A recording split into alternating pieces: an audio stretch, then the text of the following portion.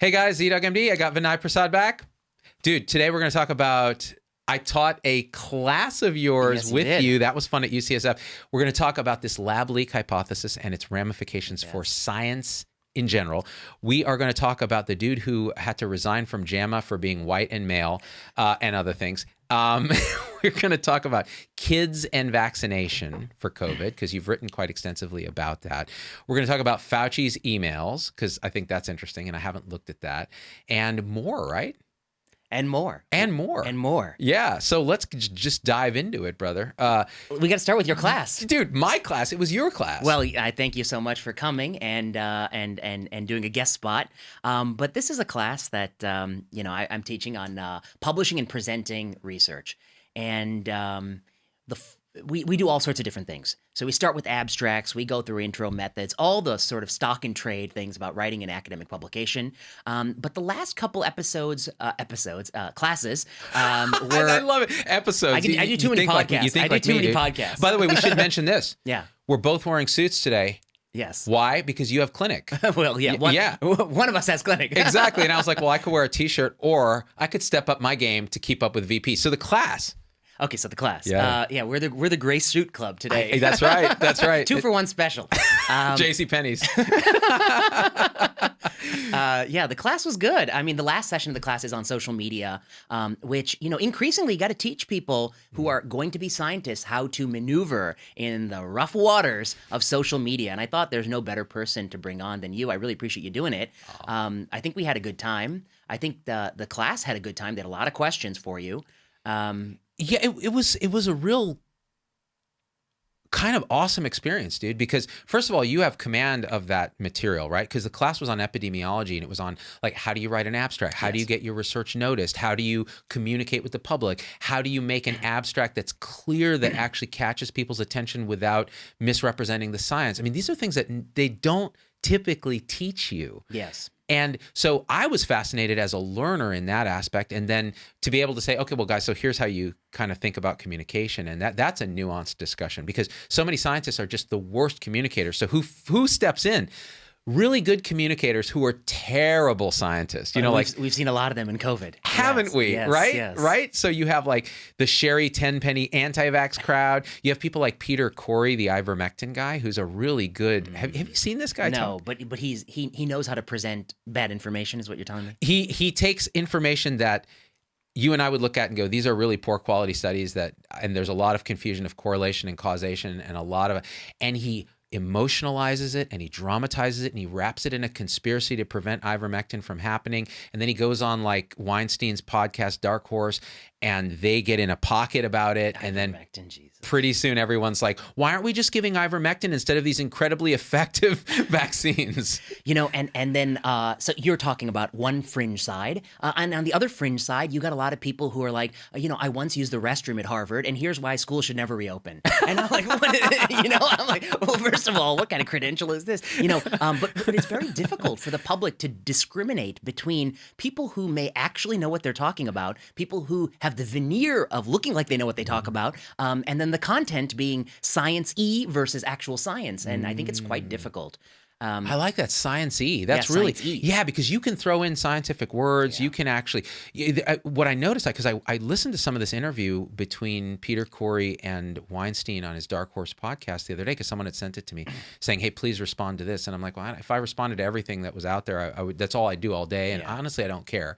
Like ivermectin, study it. Great, wonderful. I just do a single large randomized control trial. I'm sick of all these, people keep showing me little fragments of garbage data. I was like, when you have a therapeutic drug, you just do a large randomized control trial. If it's positive, no one will doubt you. And if it's negative, go home. So this is what Corey was saying. I've been fighting with these EBM people, these evidence-based medicine people, about the quality of these trials, and they're this and that. And I'm like, so you're saying you don't believe evidence-based medicine is not a thing for you? Like the observational trials are fine for you? Because that's what I'm hearing. Well, no, there's all these randomized trials. Yeah, but they're all in multiple countries with different failures of design. I haven't looked through the literature, but Yeah. my assumption is that they're all incredibly small, underpowered, poor ascertainment of endpoints, a lot of problems with it. Then they meta-analyze it, Yes. which is, as That's I right. call it, GIGO, garbage in, garbage out. Or, I say meta-analysis like a juicer. It only tastes as good as what you put in. You put a rotten cantaloupe in that juicer, it tastes like shit. And that's what you're getting with a lot of meta-analysis. Dude, you got to go on Weinstein's podcast, because what Corey was saying is, and then we do a meta-analysis, which is the gold standard. It's better than a randomized control trial. Depends what you put in. Right. Yeah.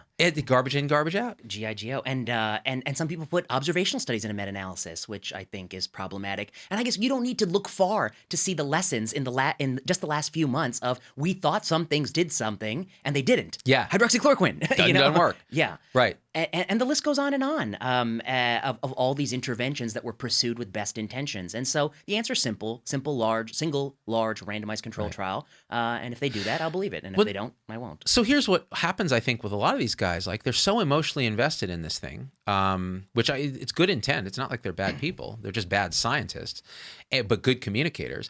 And what ends up happening is a randomized control trial does come out, and there's one in the U.S., I think, and it was, showed no benefit.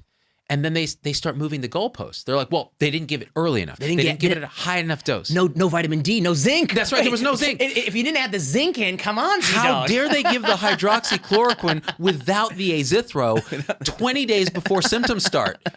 Come on. It's just goalposts keep moving and moving, and then they wrap it in conspiracy. They don't want you to know about this. Well, then why does dexamethasone is celebrated as a great triumph? It's cheap, it's easy, it's off patent. Why? And it was done in a single, clear, 3,000-person recovery randomized control trial, pre-specified endpoints. But the point I want to make from the point you're making, which is that I think it's easy to point out that these people who hold, I think, fringe views often are relying on low levels of evidence. But we should not forget there are actually a lot of people who hold mainstream medical views who also cite poor evidence, remove the goalpost. When we've had a number of randomized control trials showing that stenting chronic stable angina didn't do what you thought. It didn't lower MI, it didn't improve quality of life, and in Orbita, it didn't even improve exercise tolerance on modified Bruce protocol. There are always people who come up with reasons why that randomized control trial is negative. What they don't often come up with are different randomized control trials that are positive. And so this is sort of a human thing, which is if you do something, if you believe, and if you're a, quote, true believer, you tend to rationalize away failures, and you tend to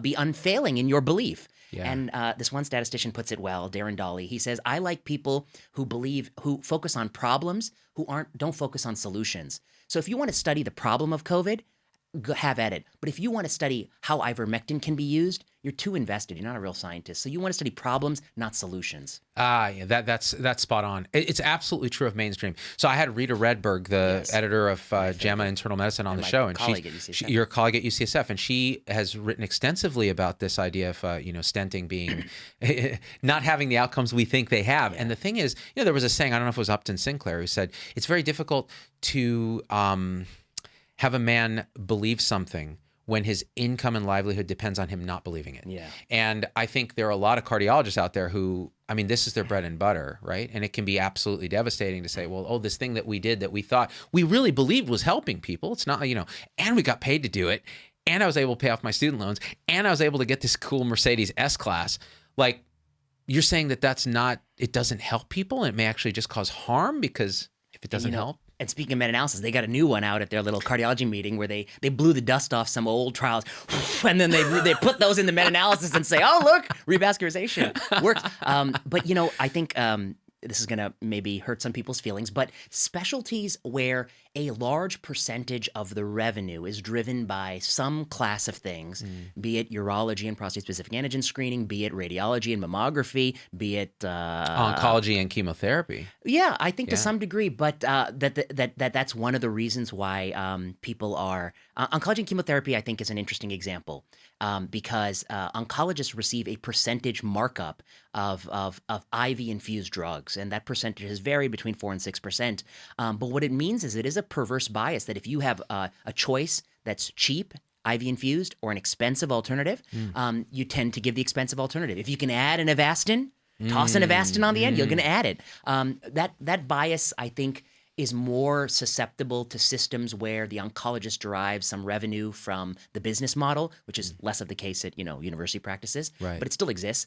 But at least we have so many different drugs that if you knocked out any few, we'll still have another 150 to give. But when it comes to like proceduralists, you're talking maybe 40% of their procedures are one type of things, the thing discovered by screening. That puts them in a very vulnerable position to really impartially adjudicate those things. Yeah, I think that's exactly correct, because again, you have to override every core belief in order to overturn this piece of understanding. Yeah. And questioning beliefs for humans is hard enough, especially when they're core beliefs. I think the only belief that we really is not up to question is that we should question our belief. We should hold them up. But you know to what scrutiny. I try to teach people, like, my feeling as an oncologist, and this is I'm entering my 7th year on as faculty, is that I've never become too attached to any drug I give. And I try to train fellows, like, don't be too attached to a drug or therapy. Like, you need to be attached to your patients. You need to be attached to learning about the disease, but don't be so wedded to brentuximab vedotin. Don't be so wedded to, I'll rattle off. Man, that's a good name. Yeah, right? Yeah.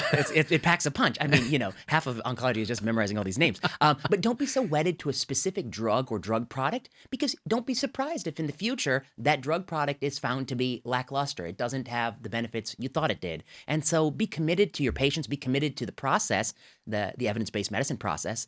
And I just want to say one thing about, you point out this person says, oh, these evidence-based medicine purists are, against me.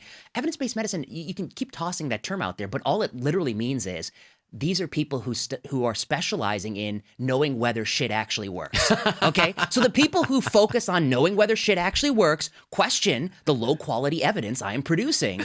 That's all they're saying. Yeah. So, like, if you care about whether it actually works, these are the people you want to rely on. And that's all I hear. Yeah. And this actually wraps it right back into the class that you taught, which is, again, how do you present evidence that stuff actually works, and then how do you really critically and how do you communicate it? Now that this is a perfect segue. We're going to do a whole nother show on medical appropriateness, because this is a passion of yours. You've written books on it. I think it's crucial, and it's a passion of mine too.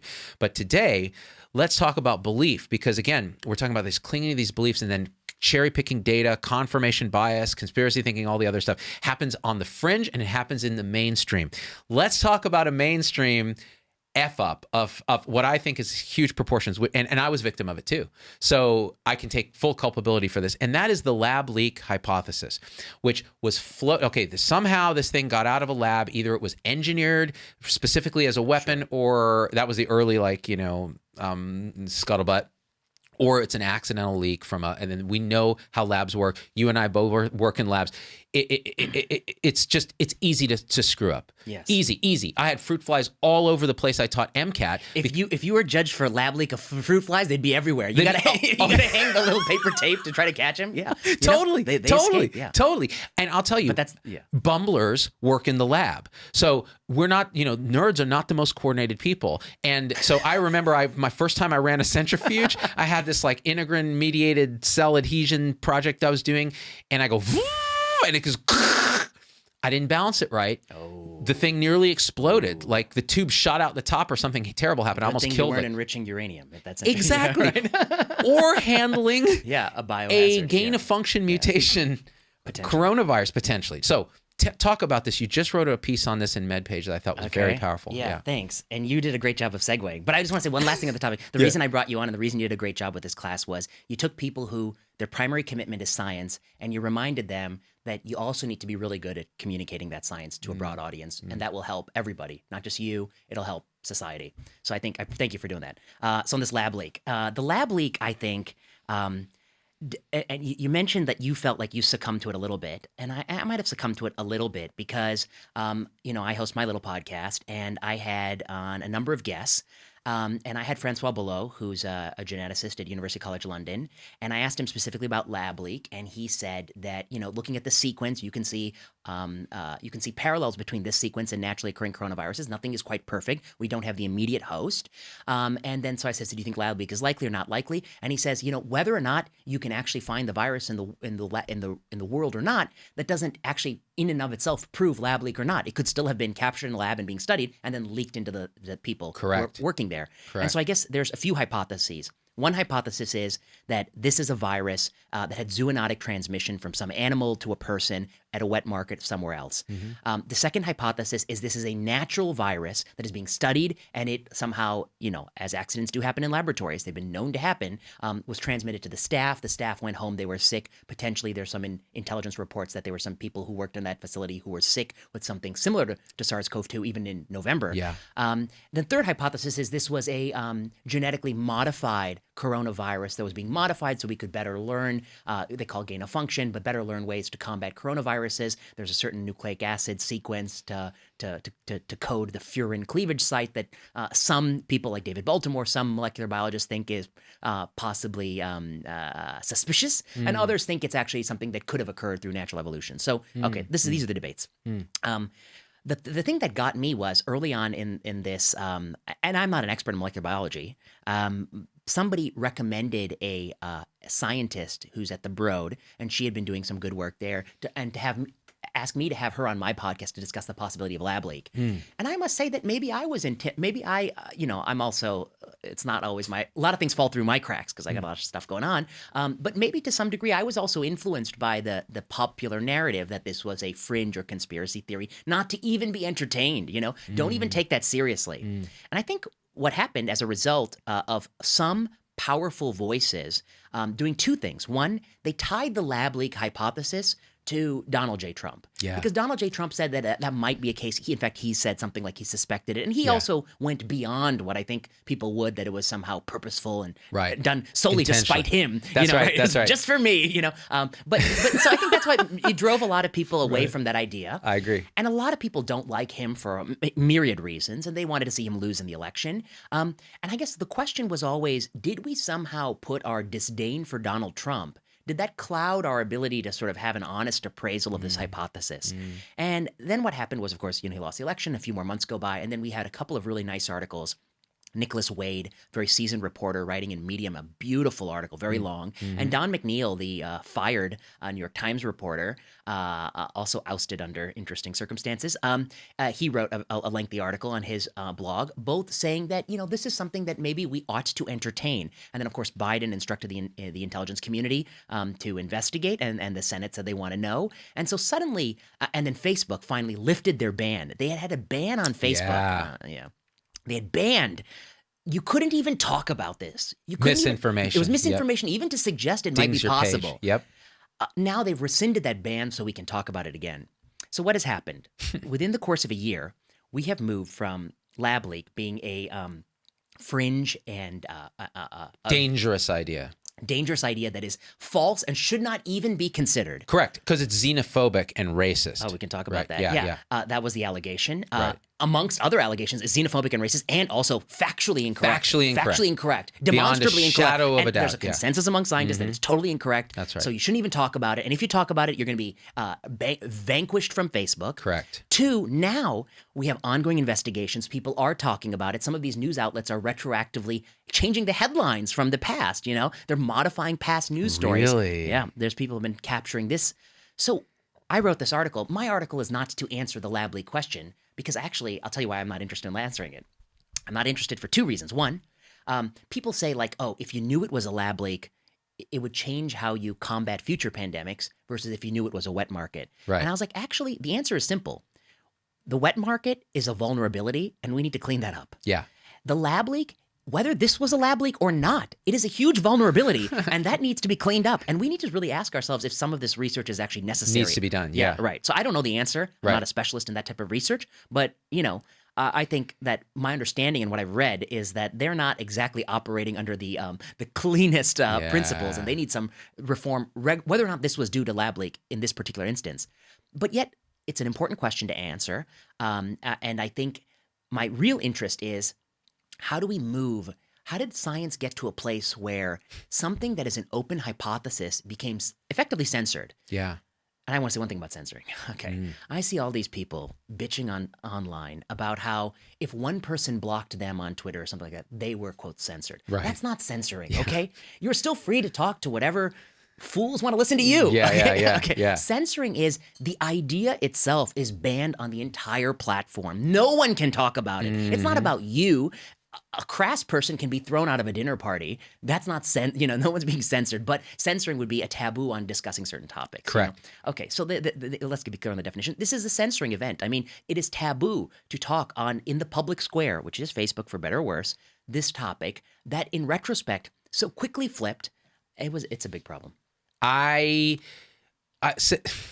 This thing, so there's so much in this particular story that shines a light on the total fuckery during this pandemic of science and the scientific method and inquiry and debate and openness. So yeah, just asking the question, you were some kind of Donald J. Trump xenophobic racist. And it didn't help that, like, I think there were a lot of conspiracy-minded people that kind of sprung up around this idea early on saying, well, see, Fauci and NIH funded this Wuhan lab and the gain-of-function mutation. Here's the evidence. So there's a conspiracy to cover up. Because the minute you start citing conspiracies, you've already lost the argument. Just focus on what the possibilities are, right? So that was one piece of it. Then Facebook makes it impossible to talk about, which then codifies it. So even the press won't talk about it. And then everyone just goes, well, the science says it wasn't a lab leak. How is that? Then you read later the Journal of the Atomic Bulletin scientist guys, really impressive sort of thought process of, well, it still could be this. Yes. And here's all the reasons why it could be. And here are the conflicts of interest. And here's what's going on. And okay, great, wonderful. So now it's still a possibility. Here's the crazy thing. The original hypothesis of wet market, like, okay, the Chinese were caging these animals, bringing them from the wild, eating them, exposing themselves, and then destroying the world in the process. How is that less racist than, a really high-end Chinese lab studying complicated stuff had an accident? Like, fuck? Your point is well taken, and it was made by Glenn Greenwald about a tweet by Apurva, the New York Times reporter, where she said that the idea of lab leak is itself a racist hypothesis. I guess objectively looking at this question, I think trying to figure out the origin of the virus is not a racist pursuit. It's an objective pursuit, wherever that came from. And I certainly don't understand why one would prima facie consider wet market to be a reasonable and non-racist hypothesis, but lab leak to be a fundamentally racist hypothesis. I don't get that. I mean, that doesn't make sense to me for the reasons you articulated. But I think it's telling. I mean, in my article, I point out this is not the only thing that in the last few months has underwent pendulum swings. That's right. Julia Marcus and I in January, we said if a vaccinated person, doesn't need to wear a mask, within 4 weeks, CDC had said, you can go hug your grandma. They had said it earlier. And then now recently in May, they went even further, with their mask recommendations. So this is an hypothesis. Not a hypothesis. This is, I think, a very reasonable statement of policy, which is once somebody's been vaccinated 2 doses, 14 days after dose 2, asymptomatic, you can liberalize. You're no longer a vector of transmission. You can go hug your grandma, take the mask off. That was what we wrote. And we were really pushed hard, Yeah. And then a few weeks later, everyone's, eating crow. I mean, they were incorrect. They were wrong all along. Yep. And, if I were to articulate one thing that both these issues get at, which is that many people join a pylon, a majority, a group idea, without they themselves having interrogated the data primarily. They haven't gone out there and read the studies. They don't even know. They may not have even read the article of mine that they think is so wrong. That's right. Because people don't read. And It's true. It's true. And what's the old saying? Social media is the place where people who don't read books argue with those who write them. And there's some truth in that. Some truth to that. It's very true. And actually, that's actually a great point. So here's an interesting thing. I recently was on a podcast. I hardly do outside podcasts. I think I've done yours because I love you and your podcast's amazing. I did Mikhaila Peterson's podcast. So Mikhaila is the daughter of Jordan Peterson. And she's been sort of doing this podcast where she gets these really diverse ideas on. And she's got, this is the thing with her. This is how I found her, right? I mean, meaning when we met virtually. She's open. She's willing to be questioned. She wants to have diverse opinions on the show. She has strong beliefs, but she's willing to actually examine them.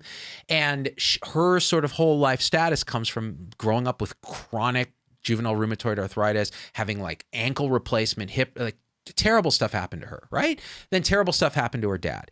And all of this is kind of like radicalized her around this idea that, hey, maybe doctors aren't the best people for treating disease, and maybe there's other things. So, okay, I get it. And I often say that myself, right? Our medical culture is fucked up. But you don't want to throw out the baby with the bathwater. Sure. So she was kind enough to reach out and say, hey, let's talk about all the things. So we did. We had a really nuanced conversation that was great. And she was inquisitive. We went back and forth. We talked about all the things. She puts it out, and it's clear that a lot of the people who follow her are kind of radicalized in one way or another. All they see is that the bald guy who was taking a shit on Gert Vandenbusche is like on her show. Yeah. So now it's like, oh, this bald shill can suck it, and so all the comments are about how much I suck. No one even watched the video. So they don't even watch video anymore. It's just pure tribalism. I find it, I don't even know what to say about it, because I can tell sometimes that people haven't read things or watched things or know things, and I find it troublesome. It's troublesome. Tough to argue. Tough to argue with somebody who, has their own, doesn't want to read, or, I don't know. I guess I'm from a certain school of academic thought, which is if you disagree with something, you got to read it.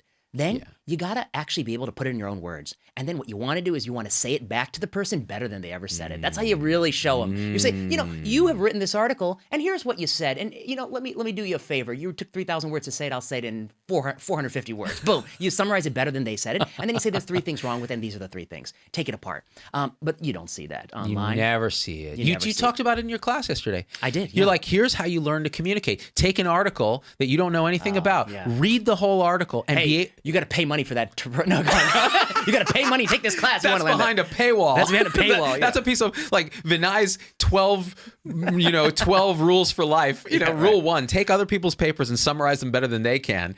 And that way, then when you take it apart, at least you know their position, and they know you know their position. Yes. And right? if you don't faithfully recapitulate what someone else has said, you're not engaging in any fruitful debate. And actually, the way I like to say it is it should be a dinner party. Like, you should be able to read a paper, and if we were having dinner and you asked me, hey, what did that paper show on optimism and longevity last week? I should be able to rattle off in 30 seconds, 45 seconds, what they showed and why they were doing it, that kind of thing. I think that's the gold standard for, like, you really understand it so well that you can package it and put it out at a dinner party where the other person might be an attorney, you don't have any medical background. I think that's a good practice. Yeah. But anyway, one last thing I want to say about this lab leak. There's democracy and there's liberty. I think people forget the 2 things. So what is liberty? Liberty is the freedom to live your life as you see fit, the freedom to have broad ideas. That's what liberalism means, classical liberalism. The freedom to engage in different ideas, to you love who you want to love, you live as you want to live, and as long as it doesn't affect me, so have at it. And democracy is the will of the majority. And we live in a world where democracy and liberalism have been largely conjoined.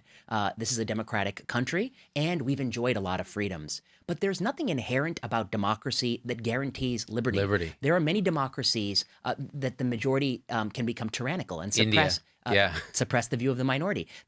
And to some degree, India does fit in many respects, especially with Hindu nationalism. Yeah. I say that as a Hindu.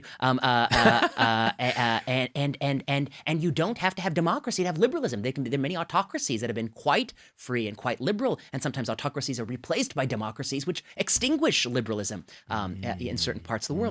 I guess what I want to talk about is there's a scientific democracy and a scientific liberalism, and we increasingly focus on scientific consensus. What's the consensus? Most scientists believe, you saw these surveys in the New York Times, most scientists believe, epidemiologists believe that, after you get your mail, you have to leave it on the doorstep for 5 days before you can open it. No, I don't know. Right, whatever it is. 4 out of 5 dentists concur. Right, yeah. That's a consensus view. One of the things to acknowledge in the consensus view is that perhaps even most of the people in the consensus view have not interrogated the information themselves. Yeah. They're relying on their peers. They're engaging in tribalism. Groupthink, all these sorts of phenomenon. And then there's scientific liberalism, which is the idea that, Francois Below may be open-minded about lab leak as a hypothesis. He's a very good scientist, so maybe we ought to give him the freedom to examine this hypothesis, talk openly about it, not restrict anyone's speech until we know for certain. And even then, even when we know for certain, let the facts persuade rather than the brute force of the platform. And I think what we have forgotten is majoritarianism in science has reached a fever pitch. If the majority thinks something's right, they can have whatever they want, and the minority view is no longer allowed to flourish. We want to squash it out like a bug with our thumb. And so I think we've forgotten scientific liberalism. It's even more important, I hate to say, than even scientific consensus or democracy.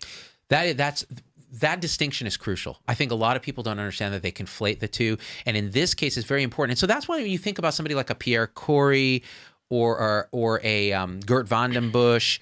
It's kind of like, okay, at no time would we advocate that they be silenced. Ever. Not by Facebook, not by YouTube, no. Debate them. They are a minority opinion. In the case of Van den Busch, it's almost a fringe idea that, these vaccines could actually harm us because of evolutionary theory and the fact that we're going to select mutants and all. Okay, fine. Let's hear that.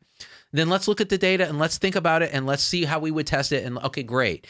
Now, the problem is sometimes you get a false equivalency. So some kook can come out and say, but 5G nanobots, from the aluminum in these vaccines, look at the magnet sticking in my arm.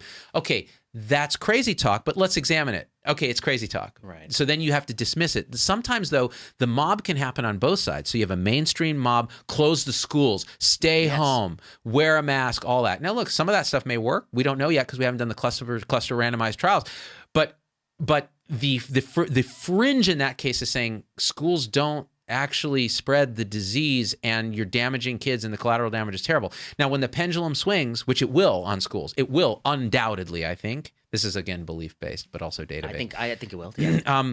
We're going to look back and go, we probably should have entertained the fringe on that one before we did all this damage. Yeah, I mean, I think you're drawing a very interesting distinction between, because I think like lab leak is something that reasonable scientists could have been wholly agnostic about, whereas whatever this goat, whatever his name is, it sounds like what he's saying is absolutely ridiculous and bonkers. And I guess the question I have is many well-intentioned people want to rid the world of clearly delusional thinking, such as this 5G, whatever, or there's microchips in vaccines, etc. Christiane Northrup, yeah. She's a doctor who's pushing this nonsense. And I think, these well-intentioned people have tried many different strategies from, explanation why that's wrong.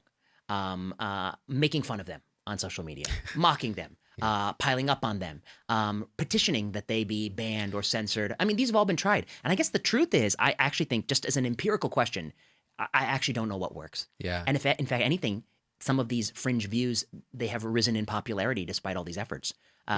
Even a lot of anti-vax views, which I strongly disagree with, they've risen in popularity. So at some point, those who seek to combat these views need to actually ask themselves, what will do that? And it may not be all the tactics that have been tried. It may be, but they need to find a way to sort of clarify the impact of these tactics. Yeah, I think you're right. I think in many ways, pushing the resistance to these things in a blunt way actually makes them worse. And, it's funny, the anti-vaxxers actually created a change.org petition.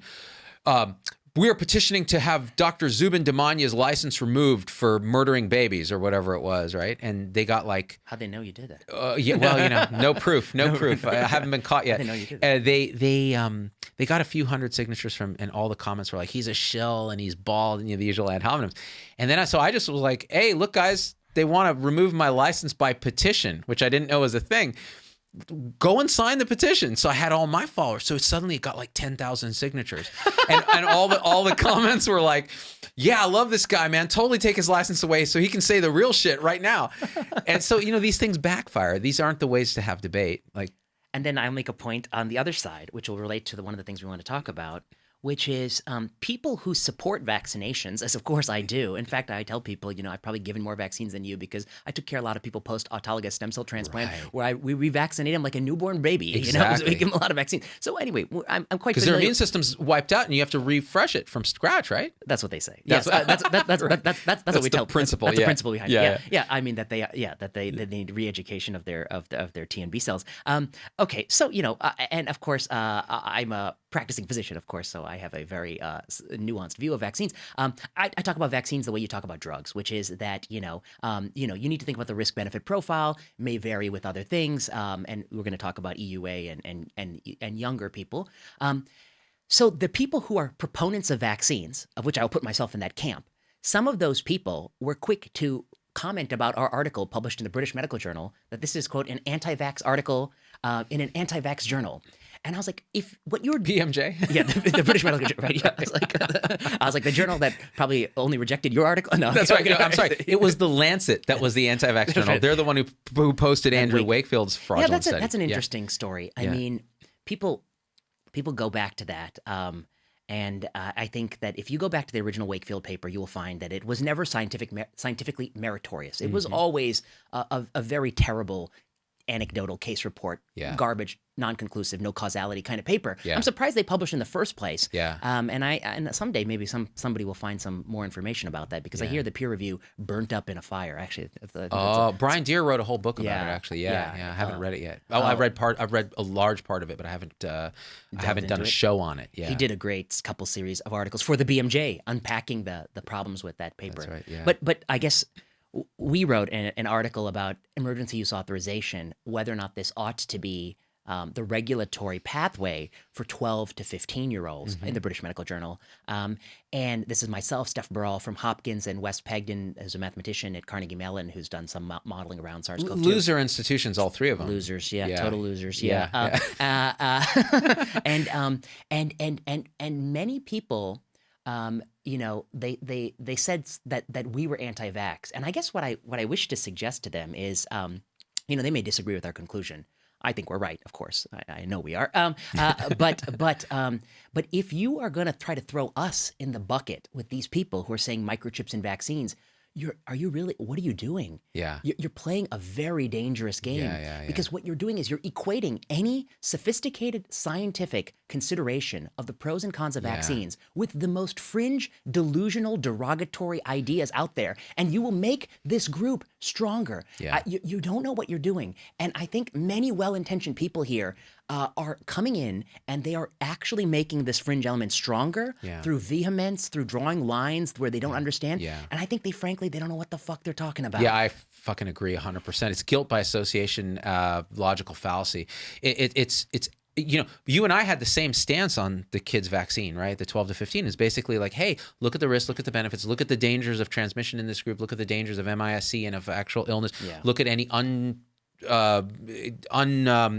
manifest complications, like we're thinking about, well, is this myocarditis thing a real link with the vaccine? We don't quite know yet. And then what's the risk of them actually getting sick? And I think what one interesting thing is, I think you have a lot of pediatricians and the like pushing back and saying, well, but we see MIS-C and it's devastating, and you don't understand, these kids actually do get sick. And then I'm like, what about availability bias?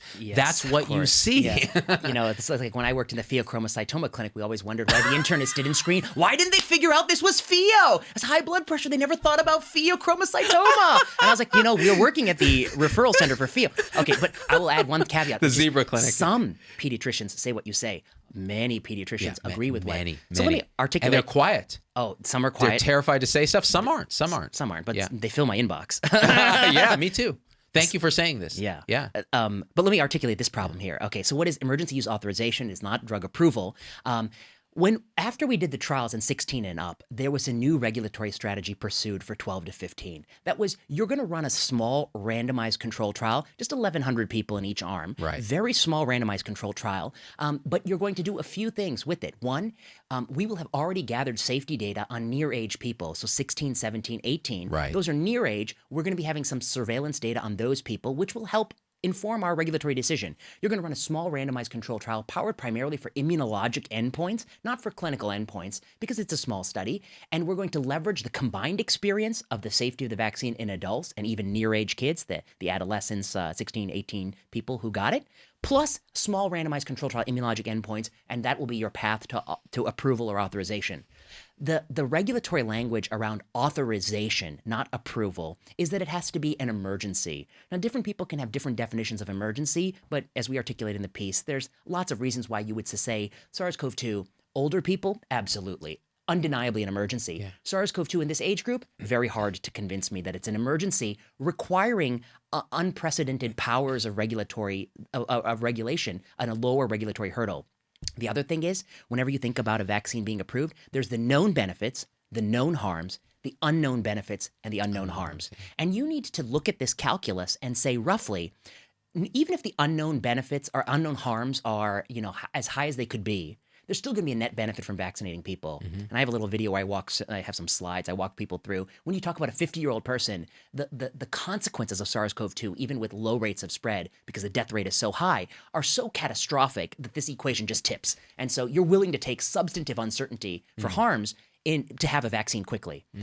As you're debuting a vaccine from 16 to 50, the rate in the population is plummeting. Look at Israel. Look at the United Kingdom. Look at us. Yeah. So now the balance for 12 to 15 is shifting by the day. Every day, a 12-year-old, their chance of getting SARS-CoV-2 is reduced simply by vaccinating older people. Yep. Okay. The uncertainty bounds around the harms are real. They're non-trivial. And we knew as of late April that there was the potential for myocarditis. There was a report out of Israel. There is the Reuters broke it, I think, at the end of April. Wes, Steph, and I had been following. And we felt for two reasons. One, if you switch from EUA to Biological Licensing Agreement, BLA, you will get 4 more months of time. In those 4 months of time, that's the regulatory distinction. There could have also been other regulatory distinctions. The FDA chose not to do that. They could have asked for a different size trial, et cetera, et cetera. Be that as it may, this is the regulatory distinction at the moment. In that 4 months, the vaccine adverse event reporting system will have 4 additional months to gather safety data and to calculate whether or not myocarditis is implicated to mRNA vaccines, how much of it is implicated, and whether or not that potential unknown harm is big enough to offset the benefit in this age group. So anyway, there's 2 points here. One point is I want to make the point, which is that like for any parent who's made this choice with their child individually, we support your choices, of course, Right. Our argument is about the regulatory precedent for authorizing a vaccine in a vulnerable age group and what might happen thereafter, because we're going to go to 5 to 12 or 4 to 12 or even younger. And what we want to say is you've got to be damn sure when you get to this age group that the safety profile is really, really pristine, because the potential benefits to this age group is very, very low. And that's not just my view. That's the view of Cody Meissner, who's the chair of PEDS ID at Tufts and on the FDA advisory committee. That's the view of Wally Jalad, who's at Pitt. That's the view of a lot of people who actually study regulatory policy. Right. But what we were so quickly caricaturized online as is you all don't want a kid's vaccine ever. Well, we never said that. No, we're saying that we don't want you to use an unprecedented authorization pathway when you could collect more safety data. And two, we're empiricists. You show us a risk-benefit profile that's favorable, you got our total buy-in. I've never withheld buy-in from things that are clearly favorable. But when you talk about uncertainty bounds that exceed potential benefit, well, I gotta rock in my shoe. Yes, and here's another thing that we were saying is, well, there's this societal argument about the sort of commutative benefits of vaccines. So, well, if we vaccinate this little cesspool population of kids, we'll help protect older people. Shut up, dude. Vaccinate the older people. Okay. Come on. So you're going to put kids in that bar of uncertainty to protect an old fucker who chose not to get vaccinated. Okay. Fuck off. I'll say that. So there's a few things. So one is the ethical principle you're articulating, which is it even ethically just to ask kids yet an additional sacrifice for these kids who've given up school for a whole fucking year to sate your adult anxieties? Is it even ethical?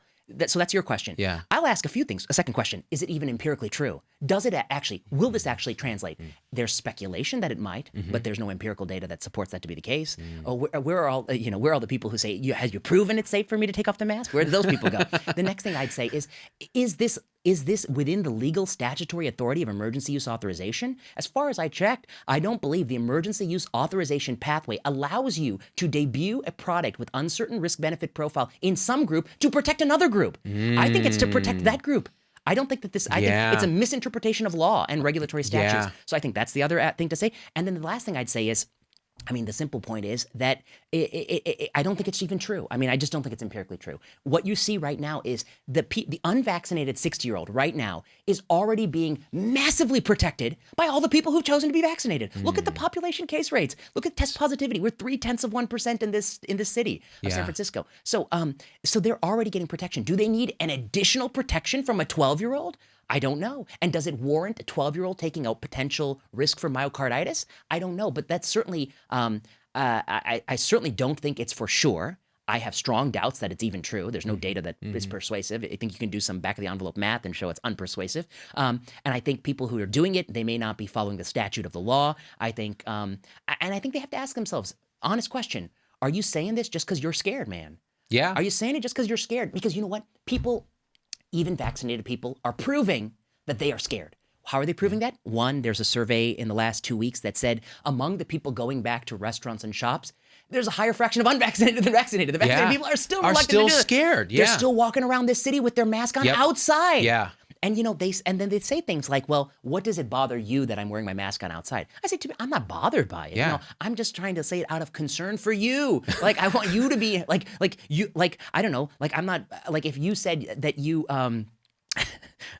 I won't use my analogy.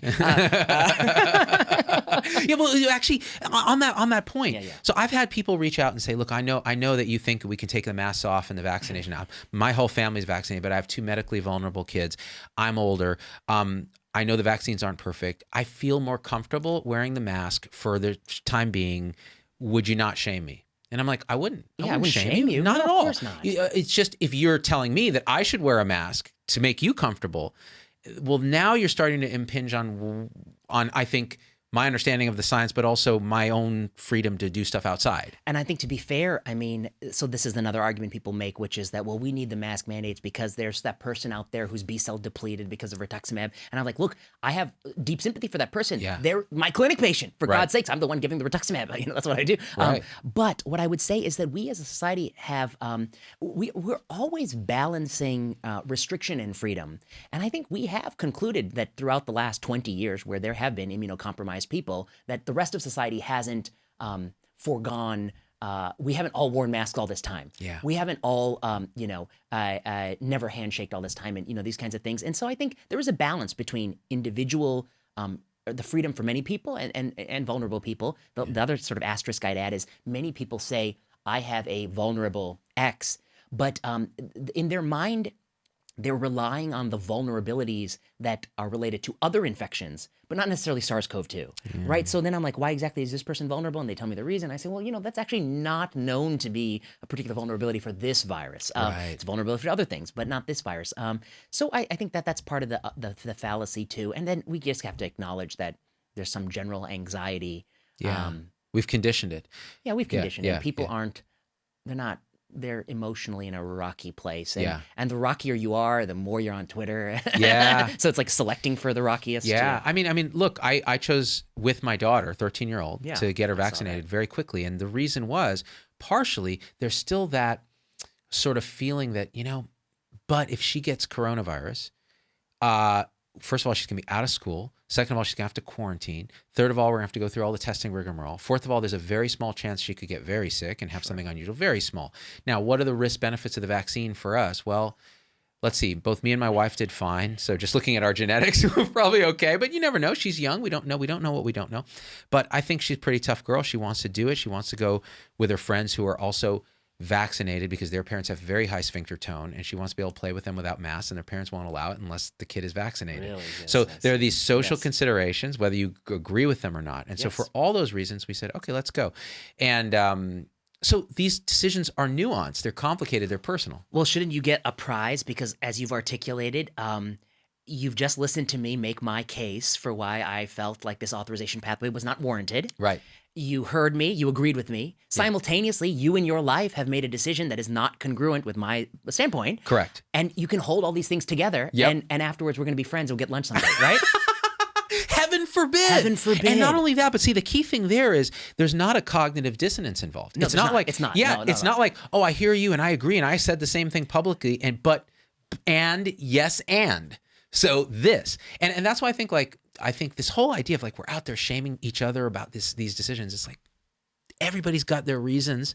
You may not agree with the reasons, but we can have the discussion and still be buddies. I want to hit on that point that's so important, which is that when people debate the regulatory pathway for something and what people do once it's approved or authorized, they're very different questions.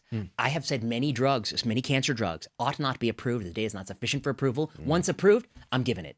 I'm not giving it to everybody. Yeah. But what I'm saying is that like these are different hats you wear. You wear a policy hat. Right. You wear an individual, I guess in your case, father hat. Right. You wear a doctor hat. These are different hats. They're different ways you make decisions under uncertainty. Your decision, I think, is entirely reasonable. You've articulated some things, but I still think that it was wrong to have the EUA. Right. I think those are not indistinct. Those are not contradictory points of view. Absolutely. Yeah. That's fascinating what you just said. People accuse people who make decisions like what I just described as having no integrity, having no cohesion. They don't understand. They don't understand. The opposite is true. For example, I agree with you about EUA. If I could have stopped EUA from happening, I would have actually done, I would work to do that, and then I would have been fine with my kid not being vaccinated. Correct. It would have taken away the choice. And Exactly. honestly, it may have also made, on the fringe, there will be some summer camps right now putting pressure on 12 to 15-year-olds to get the vaccine, and they will not be able to in the absence of the EUA. Correct. And so some of the social dynamics would change. Maybe the parents who are, as you say, sphincter tone is high. I can imagine it is. Yes. Maybe those parents, what will happen is that their sphincter tone may finally relax when they see the summer comes and the case positivity goes to near zero. And so they might finally let your daughter go over. It's happening. So I guess these are totally different spheres. The sphere where we live our lives individually and the sphere of policy. I guess the last thing I'd say is, I don't know. I guess I sometimes read what people, I don't know how to put it politely, but there's some people who don't know what the fuck they're talking about. And that's the bottom. And when they don't know what the fuck they're talking about and they keep talking to me, and I'm like, dude, I was like, I've been in regulatory policy for 10 years. We published we're going to be 300 papers. We'll be passing it within the calendar year on these types of questions. You have never thought about this in your whole fucking life. You're shooting from the hip. You're anxious, afraid, have all this stuff going on, and you're making a fool of yourself. I'm like, you're losing it. And the reason I think it really matters more than all these things, like, so why is this an issue that I'm actually going to put my nickel down on? Like, why do I even care? I'm a cancer doctor. I should be going back to my cancer work, which I am going to soon. I'll tell you about that season 4 plenary session. It's called #Zero COVID. No COVID. We're done. Zero COVID. We're there. Yes. Fuck COVID. We're launching next week. Okay, but why I'm putting my nickel down here is that people don't realize that there are all the usual concerns around vaccines, and then there's this existential question, which is the public has a faith that the regulatory processes around vaccination are very, very stringent. We saw with J&J and VIT that, there can be unanticipated safety effects that are catastrophic. VIT is a very unusual symptom. It's a constellation of things that don't normally occur together. It'll be picked up at a certain frequency very quickly in safety databases. Myocarditis is an everyday occurrence. It happens with some frequency. Finding it elevated even twofold, threefold, fourfold is going to be quite difficult. If there is, God forbid, but if there is an unanticipated safety signal at a young age, and you went ahead and pushed EUA in a very vulnerable age group that had very little to benefit, and there's a safety signal so catastrophic it thwarts the overall risk-benefit profile in that age group, you will have an existential vaccine crisis. All the crazies with their 5G and nanobots, whatever the fuck they're talking about, they're going to be empowered, and a lot of people who are hesitant may even be more hesitant. You will have a crisis like you don't fucking understand. And so you need to be really damn sure when you go to kids that the risk-benefit profile is going to be favorable no matter what comes out that you don't see. And that is literally what people don't understand about this space. It is a space you want somebody who is, knows what they're talking about and studies these things. So that's the counter to, you're an anti-vaxxer, Vinay. It's like, no, I actually care so deeply about vaccines that I don't want them fucking ruined by a stupid decision, right? Yes. Well, that doesn't look at risk competitive. Made out of anxiety. Made out of emotion, and made out of profit for Pfizer, and all these different. Now, I'm not saying that's the prime driver, right? Because then you're speaking in conspiracy language. I'm saying there's no dismotivation for Pfizer to really push this. I guess the companies will generally push their products, yes. In this case, I think they'll probably make so little off this compared to their usual bamboozling cancer drugs. Right. I mean, they'll find a new way to. But what about the 20 boosters that? Well, okay, that's a different question. Yeah.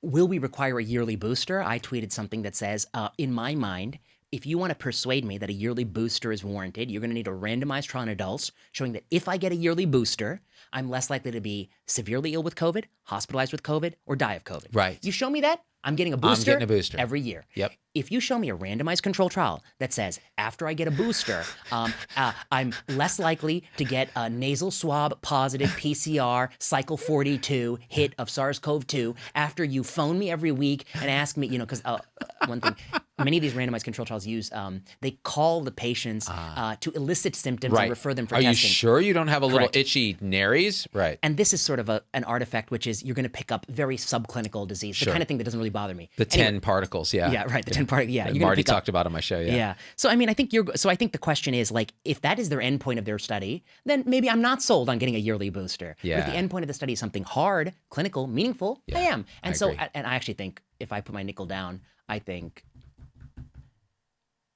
should I say it? Say it. I guess I think that if they did that randomized control trial, they would probably be negative. I think that the first shot will be so good, the first, our vaccination that we've already gotten, that will be so good that it'll be unlikely a yearly booster, even with, they keep chanting variants and variants and variants. And even that chance, I doubt it will actually decrease these endpoints. But I'm happy to be proven wrong. My intuition is exactly the same. And again, I call it intuition because that's what it is. And I think that these are such, especially the mRNA vaccines, are so fucking immunogenic. Yes, exactly. You get so many different antibodies in all the parts of the absolutely. Like, I mean, there's nothing that virus can do without wrecking its own ability to do shit. Interesting. Within the mutational parameters, that's going to evade this thing in the near future, I think. Now, again, I'm unhappy to be proven wrong on this one. I'm happy to be proven. Monica thinks the same thing. Monica thinks the same thing. I think Marty thinks the same thing. Marty's a big fan of natural immunity. He's like, why are we fucking ignoring this? Yeah.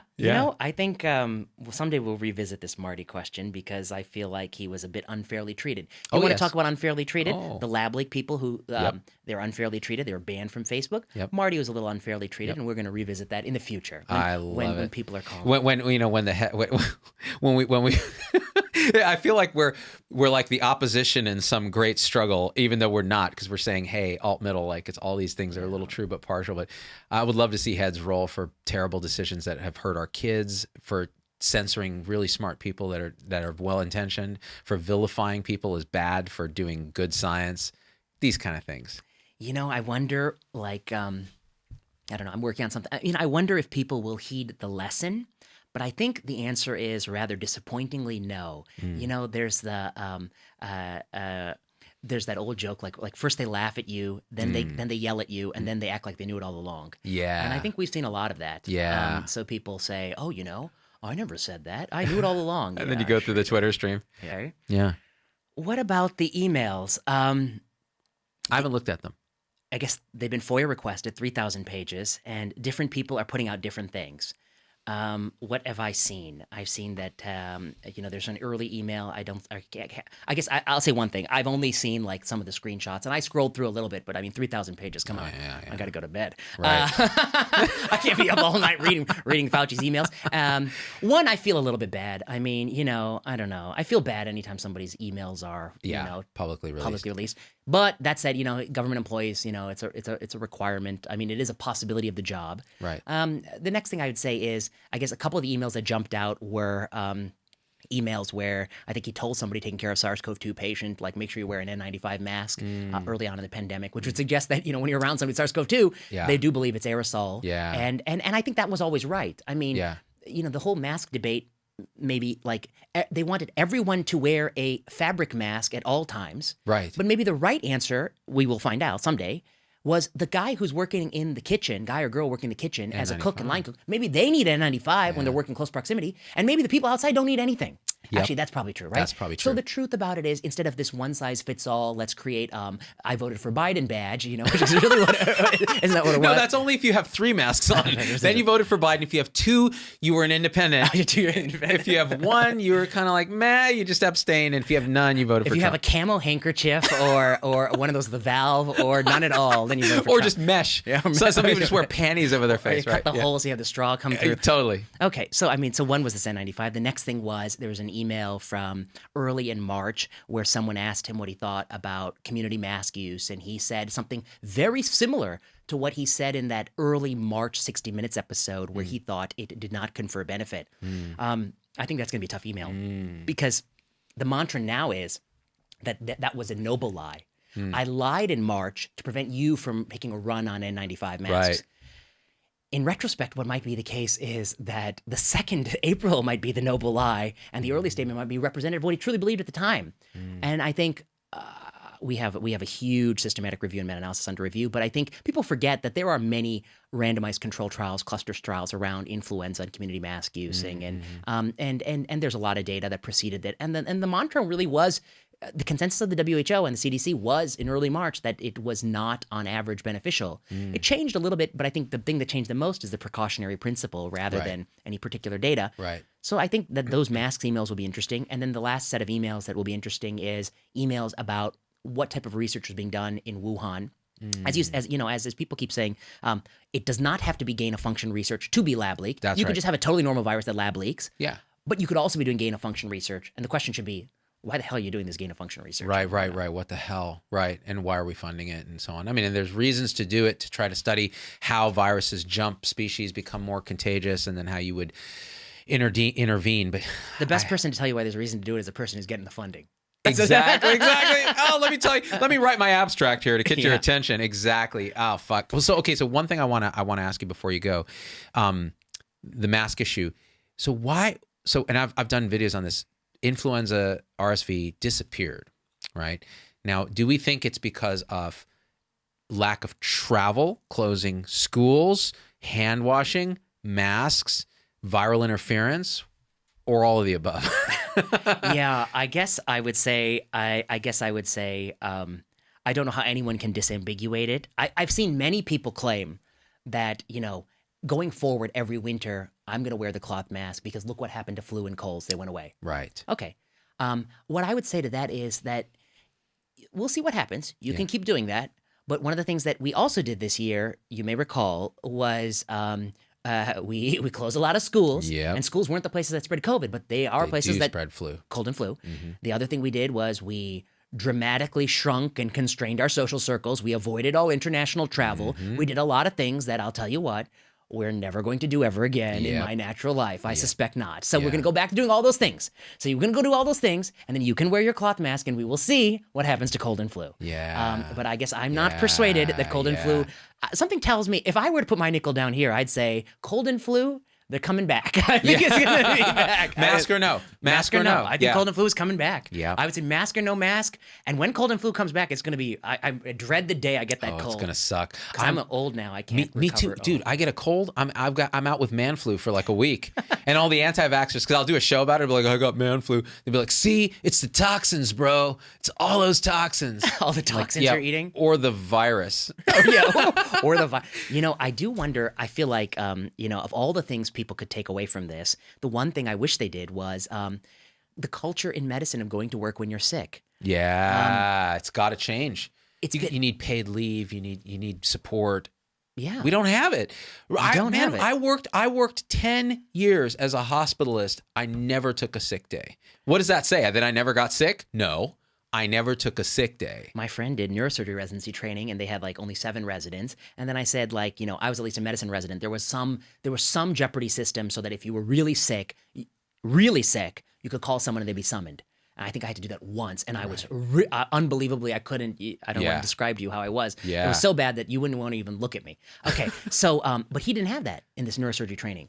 And then I said, so what happens if somebody gets sick? And then they're like, that doesn't happen. I was like, I mean, come on, somebody's got to get really sick. And then I was like, well, what happens if somebody gets really sick and they just call you in the morning and they don't show up to work? And he was like, you're saying they call me up and they say they're not going to show up to work? He's like, I'll tell you what we're going to do. We're going to get in the car. We're going to drive to their house. We're going to knock on their door and we're going to grab them by the lapels and drag their ass to work. Oh, and I was like, okay. There it is. I was like, now I know why. That's the culture. That's the culture. And I was like, oh, wow. Okay. That's the culture. It's nuts. I agree. We got to do that. We got to change that. We got to change that culture. Policies for people at work who are sick, policy for teachers who are sick, all that other stuff. And we need to just, I was going to say, if I hear anyone say, we need to get back to normal fucking sucked. We need to get back to better. Yes, better. Yeah, better. I guess when I hear them say I guess there's 2 things. We want to get back to normal. I think what I mean by that is like a vibrant and jubilant life. Yes. Okay. Yes, we want that. Yes. What do they call the new normal? Which sounds to me like a total buzzkill world. I'm not into the new normal. No. I'm into closer to that vibrant, jubilant life. However, some of these terrible policies need to go away. Yeah, exactly. I'm with you, brother. Guys, thanks for having me. Vinay, Z-Dog, share. Join the supporter tribe on Locals. 2 for 1 gray suits, JCPenney's. Booyah. Montgomery Ward, son. It's like a ghost organization. That's where I think Jack White got his guitar, from He got his first from Montgomery Ward. I think it was like one of his plastic guitars that he played online was a Montgomery Ward guitar. That's so awesome, dude. Montgomery Ward was the bomb. It was awesome. We had a local version called Gottschalks in the Central Valley of California. It was like Montgomery Ward Light. All of them are closed now. It's kind of like, now you just get it all from Amazon. I saw that picture of you when you were young back then. And with the mullet? Yeah. It was my senior picture. And you know what I love is everyone was like, in the comments, they were like, Z, your skin was so smooth at 18, you had no pimples. And I'm like, they airbrushed that shit. Oh, like it was senior picture. Wow. So you go to a studio, they put you up like with the glamour shot, and then some guy's like, shh, I know that. because there was no digital. Somebody tweeted a picture of me from 3 years ago, and I looked at it and I was like, who's that young man? I was like, fuck. This shit'll age you. No doubt. It's like COVID, the presidency. no haircuts. I mean, like, I need to get a haircut. Your hair looks good though, dude. Yeah, I'm a little jealous. I'm using a nice camera on you too to show the world your dapper ass watch too. What kind of watch is that? It's a Citizen. It's not that good. Yeah, I love it though. I'm not a. Why do you still wear a watch? I'm curious. That's funny. I'll tell you a little funny story. I bought a Swatch once, and it broke very quickly, and I went back to the store to complain, and then the person was like, oh, we'll take it back. It'll be 2 weeks to fix it, and then and I was like, don't take 2 weeks to fix it. Just give me a replacement. Such a cheap, crappy watch, and I'll go right now. And I was like, plus, what am I going to use for the next 2 weeks? And then he was like, you don't need a watch. You just need your phone for time. And then I was like, you work in a watch store. Listen to what you're saying.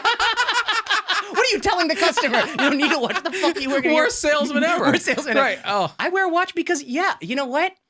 That's how I tell the time. I'm old school, Z-Dog, old school. I want to look at my watch and see the time. I am down with that. Sir, I respect you as an individual, even though your decision makes no evidence-based sense. And I respect you, audience, for watching this much. Share the video, zdogmd.com/supporters to support the show. PayPal.me/zdogmd if you want to make a one-time donation. I'll respond directly to your question, comment, or anger. All right, guys, I love you. VP, until next time. Until next time. We out. Peace. Become a subscriber. Click the subscribe button. Then right to the right of his little bell. Hit that bell. Booyah! You get notifications. Never miss any of our stuff. I love you guys. We out.